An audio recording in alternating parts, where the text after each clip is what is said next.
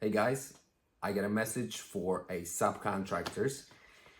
This is something that we will start to do just to present a little bit more value, not to only potential consumers, clients, customers, but also to the trade partners.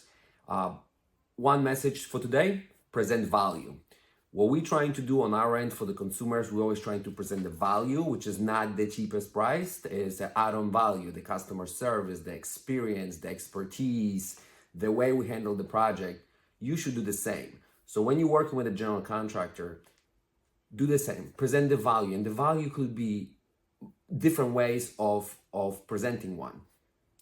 Be easy on billing. Make sure you obey rules and regulations and terms and conditions that general contractor have set forth for you. Like if you need to submit the invoices on certain dates, just do it. Don't fight for it. If you miss the billing cycle, just don't fight it as well. Just deal with it. I understand the cash flow is a big deal, but present the value to that general contractor like you are presenting a value to a client. Good luck with your build.